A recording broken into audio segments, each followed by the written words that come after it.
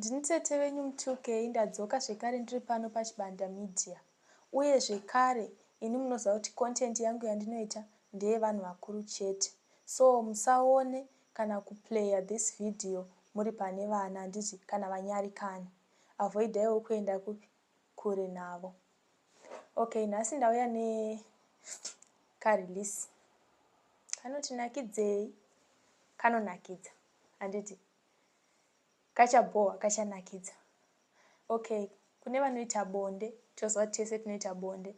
Kune vanoita bonde murima. Handisi kukunyepera iye, handisi kunyepa. Variko vanoita bonde murima. Zvakanaka here kuita bonde murima? Mhinduro dzangu ndodzidawo mucomment section.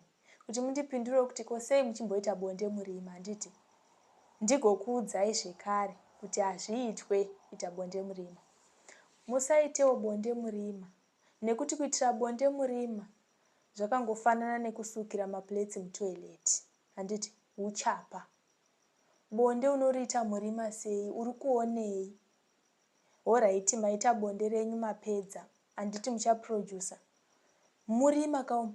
Pauchada kutsvanzvadzira kuti pane tauro kana kuti chirega ndimuke ndinobata ndinzwe kuti ndione kuti light riri papi, watospoila magumbeze ese atongosara maspam. Saka musafarire kuitira bonde murima. Bonde ngariitwewo muchaedza.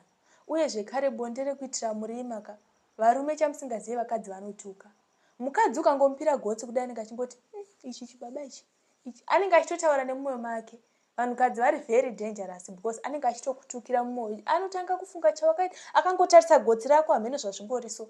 Anotanga kufunga chawakamuitira kare kare. Otanga kukutokunongedzera ipapa kuti ichi chibaba ichi, ichi chimurume ichi.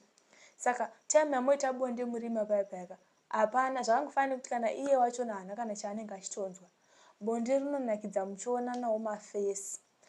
Do you know kuti fesi yemukadzi chaiyo ikaratidza kuti iri kufarira bonde, murume zvinotomuwedzera kuti ave nepressure yekuti handiri kugona inini because ari kuona madhamu ichiita sei maactions ese ari kuitwa namadhamu ari kuona.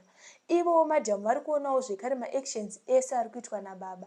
Saka zvinoita kuti bonde renyu riite sei? Rikunakidzei. Bonde rekuitira murima harina kunaka, uchapa. Musaitire bonde murima, handiti. Bonde ngariitwewo muchaedza. Itirai bonde mulight. Muchionana mafesi enyu. Pamuri kubata uchiona ndiri kubata apa, handiti kwete kuita bonde murima kuita sezvinonzi muri kuhwanda ani, mune muchihwanda ani, imba ndeyenyu. Zvese ndezvenyu muri mumba menyu, munotyei? Hakuna chinhu chinonzi ndinonyara. Mukadzi wako kana murume wako ukatonzwa achikuti ndinokunyara, haasi kutokudaka. Anogokunyara chii? Iwe ndiwo akasarudza. Pamwe matoi nevana 3 but anokuudza ndokunyara. Ari kunyarei? Bonde rinoitwa mulight. Musaitire bonde murima. Handiti